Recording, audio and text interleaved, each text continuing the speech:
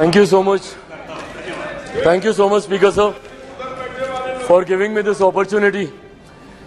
Sir, इस सदन में आए अविश्वास प्रस्ताव के विरोध में अपनी बातों को रखने के लिए मैं अपनी पार्टी लोक जनशक्ति पार्टी रामविलास की तरफ से सर मैं खड़ा हुआ हूं। सर, इस सदन ने कई अविश्वास प्रस्ताव इससे पहले देखे, पर मुझे लगता है ये अपने में एक ऐसा अनोखा अविश्वास प्रस्ताव है जिसमें अविश्वास सरकार के प्रति कम बल्कि विश्वास बढ़ाना अपने इस नए गठबंधन के प्रति ज्यादा प्राथमिकता दी जा रही है।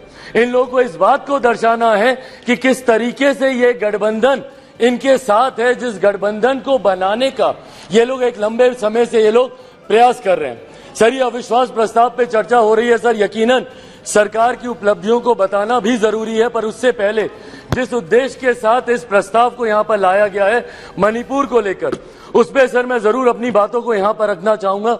सर, पिछले 3 दिन से बहस चल रही है और इन 3 दिनों में सर सिर्फ दोषारोपण ही किया गया है।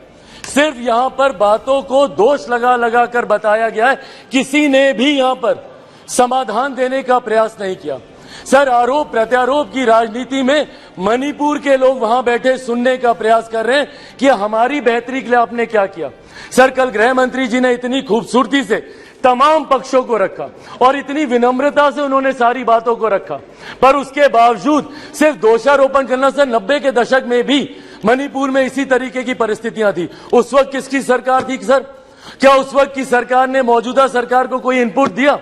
क्या उस वक्त के सरकार में बैठे लोगों ने कितनी बार इस सदन में चर्चा की? कितनी बार किन लोगों ने उस चर्चा का जवाब दिया? कल तमाम ये बातें आदरणीय गृह मंत्री जी ने रखी। सर, ये लोग गए थे मणिपुर, बहुत अच्छी बात है, जाना चाहिए ये, पर सर ये कलेक्टिव रिस्पॉन्सिबिलिटी होनी चाहिए, सेलेक्टिव रिस्पॉन्सिबिलिटी नहीं। सर, जो लोग मणिपुर गए थे यही लोग सर बिहार भी गए थे। बिहार में क्यों नहीं ये लोग गए दरभंगा? क्यों नहीं गए ये लोग अरवल?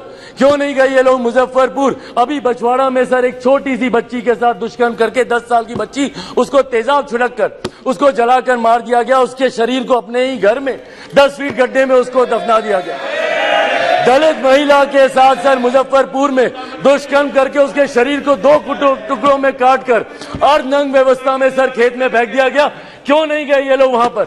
अपने गठबंधन को तो मजबूत करने गए, पर क्यों नहीं ऐसे परिवारों से जाकर मिले? तो सर ये सेलेक्टिव रिस्पॉन्सिबिलिटी जब निभाते हैं, सर हकीकत है देश के किसी भी कोने में किसी भी मां बेटी के साथ ऐसी घटना हो रही है तो वो अक्षम्य है, वो निंदनीय है और उसको कोई बर्दाश्त नहीं कर सकता, और उसमें पूरे सदन को सर एकजुट होना होगा। कल गृह मंत्री जी ने जिस तरीके से अपील की, सर पूरे सदन को इसमें एकजुट होना होगा। इसमें आप आइसोलेट करके नहीं देख सकते कि जहां आपकी सरकार है वहां की घटनाओं को आप छुपाएंगे और जहां दूसरों की सरकार है वहां की घटनाओं को आप उठाएंगे। आपको चर्चा करनी होगी बंगाल पर, चर्चा करनी होगी आपको बिहार पर, चर्चा करनी होगी आपको राजस्थान पर, चर्चा करनी होगी आपको कर्नाटका पर। सर, ये देश एक है सर, आप इसको ऐसे टुकड़ों में बांटकर आप नहीं आइसोलेट करके आप अपने विषयों को उठा सकते।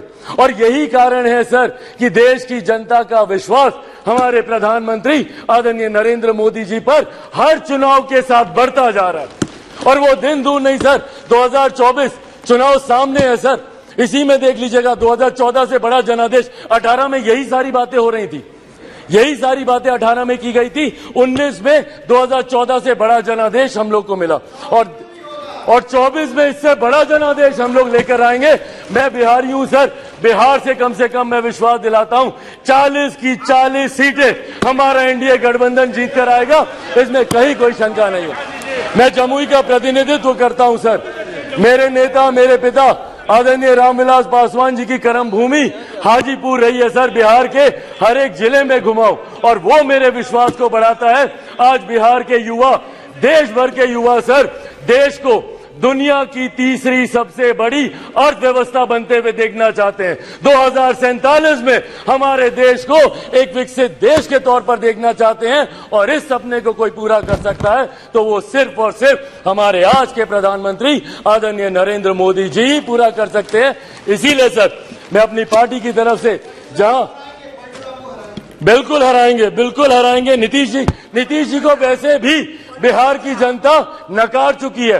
2020 के परिणाम दिखाते हैं, तीसरे नंबर की पार्टी बन गए, आधे से ज्यादा प्रत्याशी उनके चुनाव हार गए।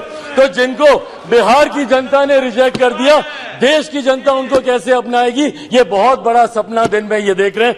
इसी के साथ साथ मैं इस सदन में आए इस अविश्वास प्रस्ताव के विरोध में अपनी बातों को रखते हुए लोक जनशक्ति पार्टी रामविलास पूर्ण समर्थन हमारी एनडीए की सरकार, हमारे मौजूदा प्रधानमंत्री आदरणीय नरेंद्र मोदी जी को देती है।